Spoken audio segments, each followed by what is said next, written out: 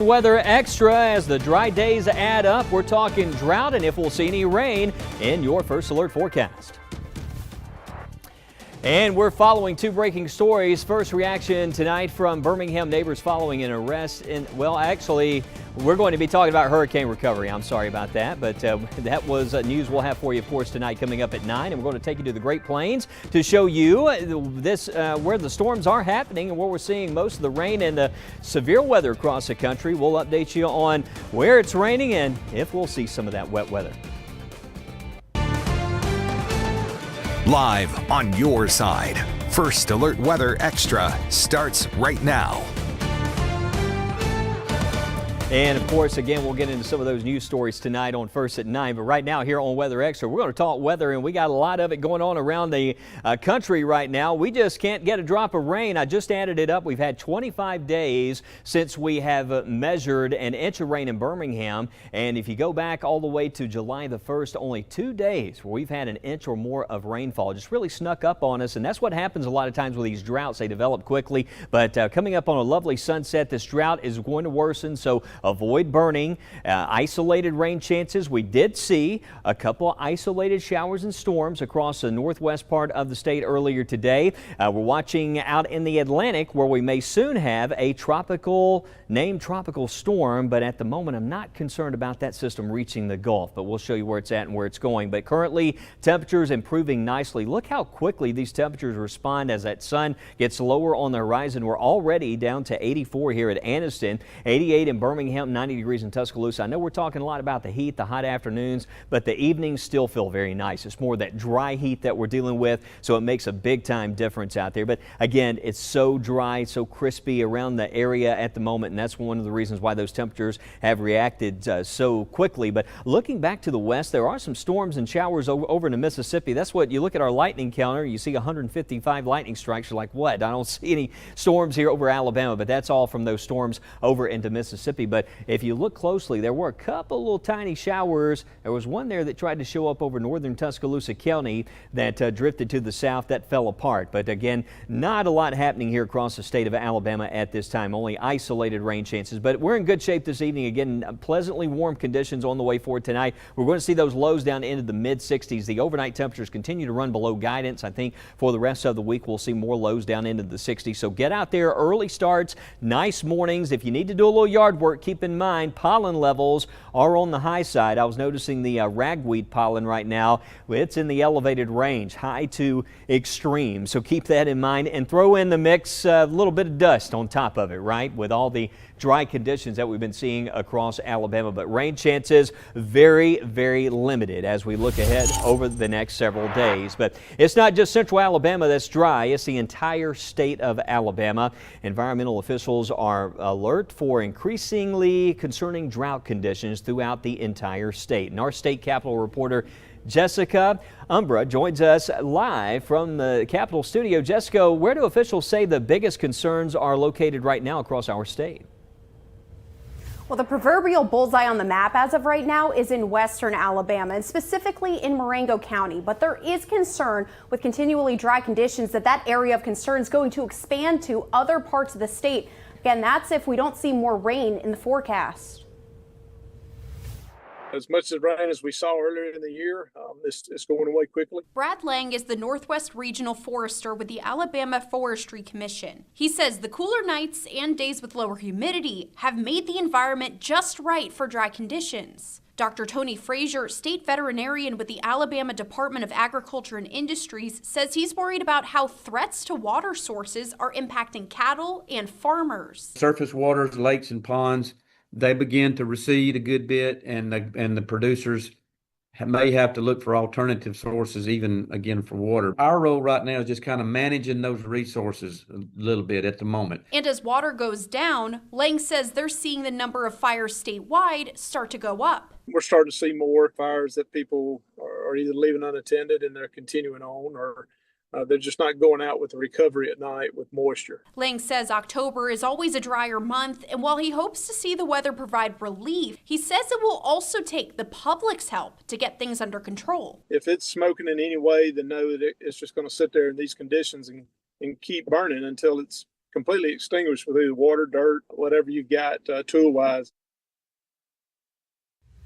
Thing that jumped out to me from looking at the drought map from last week compared to this week is that those areas of the highest concern have only gotten worse since last week. And so data is collected every week. We're going to have to see what comes out of this past week. But at least down here in Montgomery, we haven't seen consistent and sufficient rain to really make up for that concern.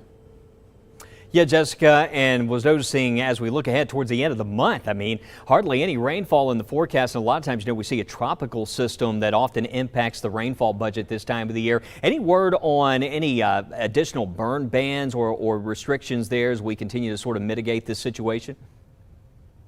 Well, there aren't any additional burn bans as of right now, but when I talked with the Alabama Forestry Commission, they said if it gets to a point where they're not able to do their normal functions on a day-to-day basis, they are going to have to start putting some burn bans into effect. So they really want people to try and mitigate those burns right now, not burn anything if you don't have to try and prevent that from becoming something that they have to do. All right, thank you so much. Jessica Umbro joining us as we take a look at the statewide situation, Jessica, and we'll certainly check back in with you right here on Weather Extra. So we need the rain. We know that, and hopefully over the next few days we'll have some better news as far as that long-range forecast goes. Thank you again, Jessica. As we continue right here, though, we're going to be talking more about the hourly forecast for the overnight into tomorrow and on those temperature changes and updates on what's happening in the tropics. Explore the wonders of weather with Weather in the Classroom. Scan the QR code now to help your kids soar to new heights with Soar with 6.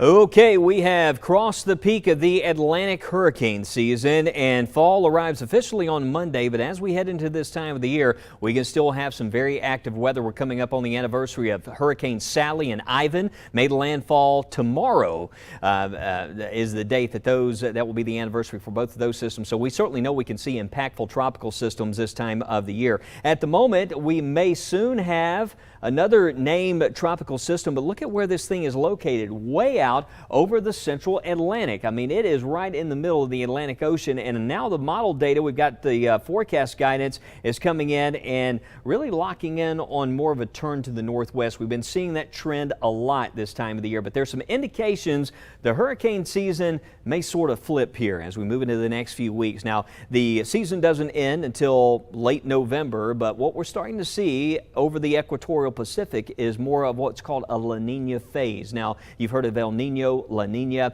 This is when we deal with cooler waters over the equatorial Pacific. So why does that matter to us? Well, what happens is those cooler water temperatures can impact the upper air wind patterns across the U.S. So it can have statistical significance as far as impacts on long-range patterns. Now, across the Atlantic basin, what can happen is less wind shear. So as we enter that second stretch towards the end of hurricane season, really need to watch it, especially with those conditions becoming a bit more favorable out there over the Gulf. It's not a guarantee, but it is an important signal. Just want to make sure you have the first alert. That's what we're going to be watching in the days ahead. But with the change in seasons comes challenges when it comes to things like asthma. Doctors are warning people with asthma to have an emergency plan in place, and that's because changes in season can trigger those flare-ups. Sue Guzman has the story. The switch from summer to fall can trigger more than just an avalanche of pumpkin spice and sweaters, with medical experts warning folks with asthma to brace for possible flare-ups as the seasons change. And according to the Asthma and Allergy Foundation of America, Asthma Peak Week is the third week of September. These are really sensitive times for people with asthma. We see increased emergency department visits, healthcare visits. Asthma is a disease that causes someone's airways to become narrow, making it harder for them to breathe.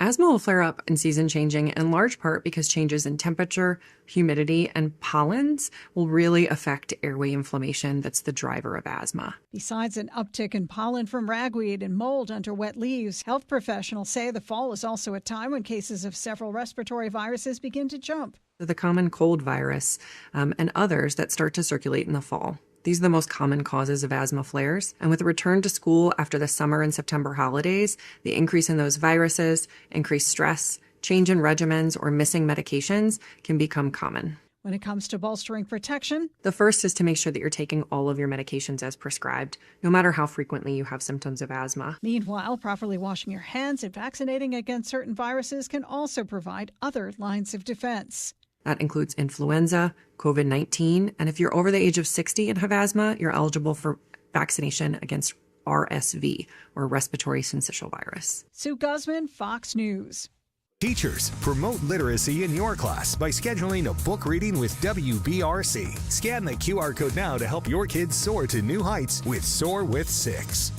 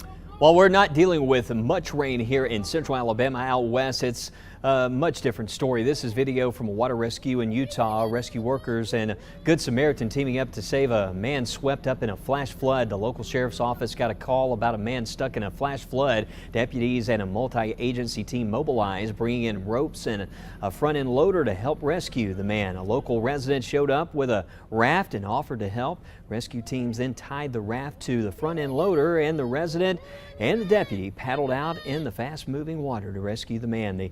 The man was given a life jacket, and those on shore pulled both the man and the raft to safety.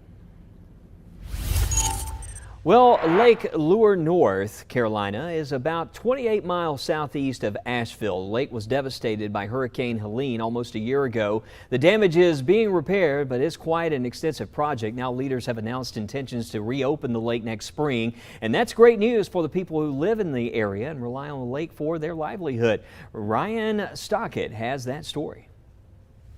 So that's pretty exciting, especially for a lot of the local businesses out here. Locals sharing their excitement after the town of Lake Lure announced their goal to welcome residents and visitors back to a fully restored lake by May. This happening after the lake was drained to remove debris from Helene. In their announcement, the town of Lake Lure says it has worked closely with FEMA and the Army Corps of Engineers in the restoration efforts.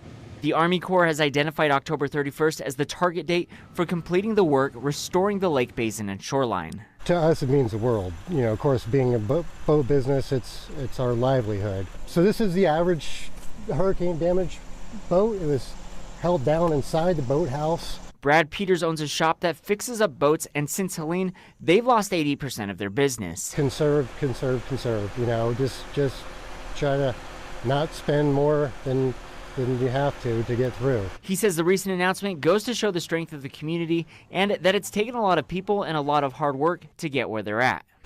Stay lean until then, and we'll be ready come springtime.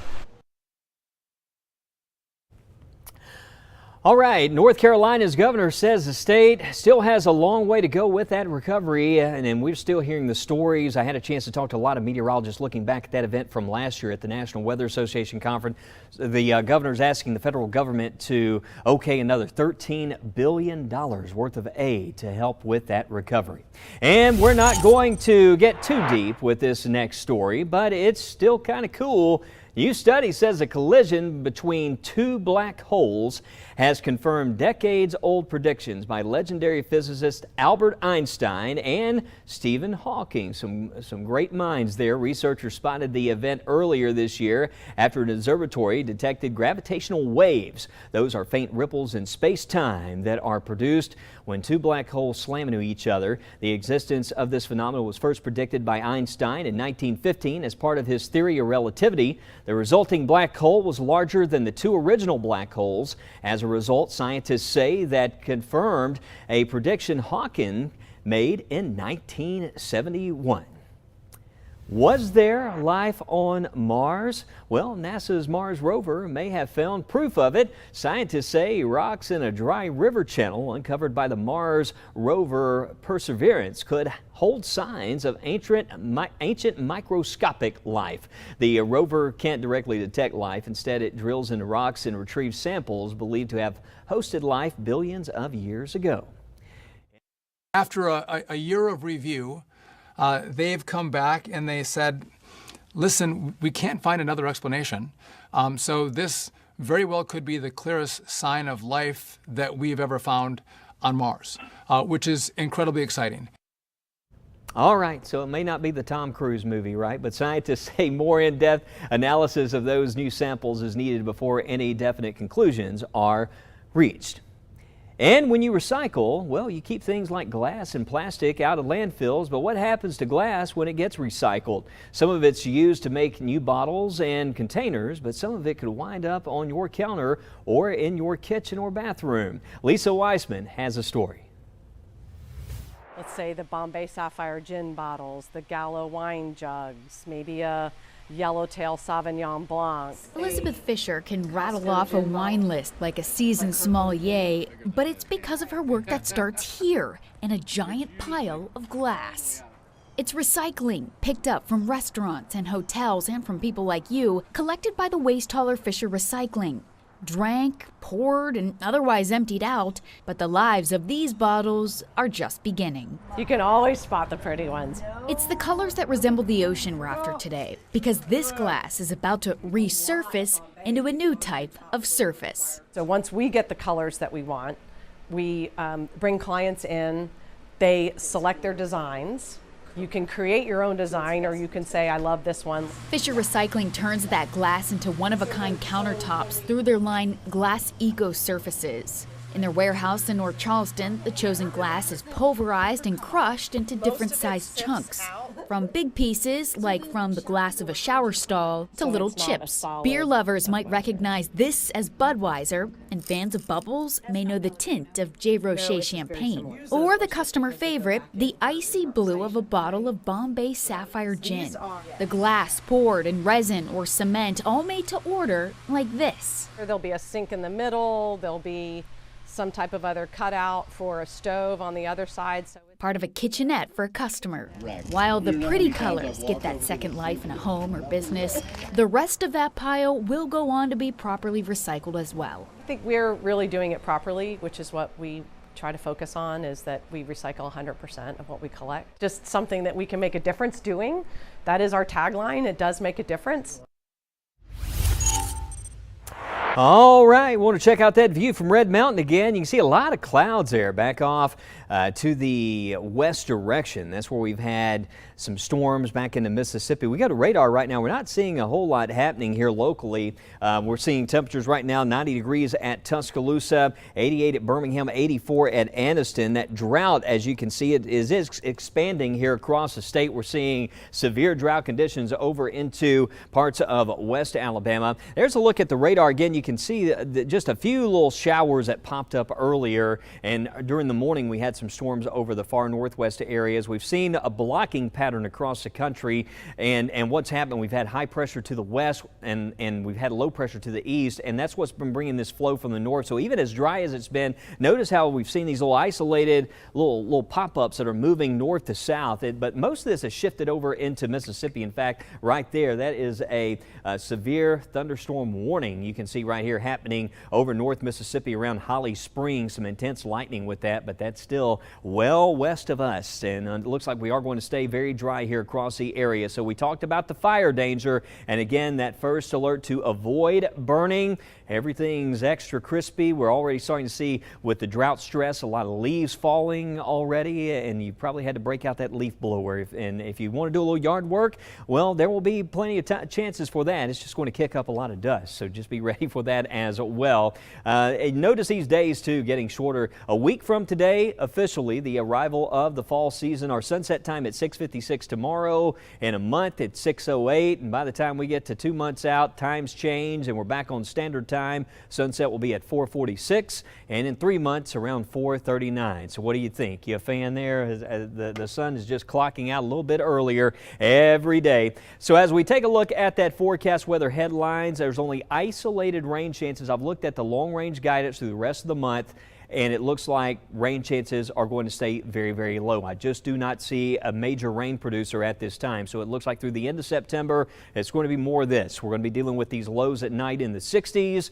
You can see in the morning, nice and cool with some low 60s. Let's stop it in the afternoon, again, close to 90 degrees. So even though that heat really kicks in tomorrow, it won't take long if you want to get a walk or run in during the evening. If you can just wait a little while, it actually feels very nice by the time we get to 7, 8 o'clock in the evening. I did include a small 10% chance for a shower tomorrow, even though you see sunshine, in case we get that isolated shower to the far north and west. High temperatures, though, staying in the 90s. Saturday and Sunday this weekend, certainly not a washout. Saturday and Sunday, though, I did include isolated shower or storm in the forecast picture. Highs in the 90s, overnight lows in the 60s, and then looking ahead to next week, beyond Monday, it looks like, again, dry for most of next week with high temperatures close to 90 degrees. You're watching WBRC 6 News, Alabama Broadcasters Association's Station of the Year.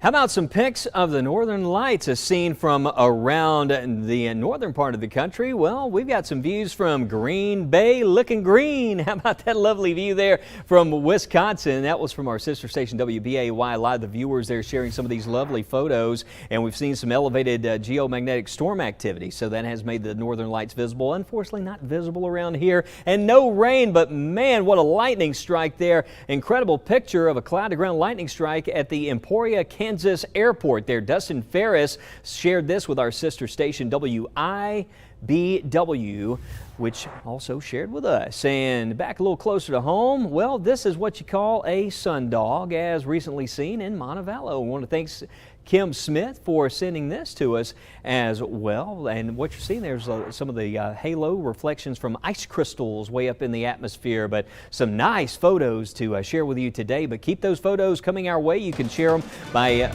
sending those in on the First Alert weather app. We'll see you tonight for updates first at 9.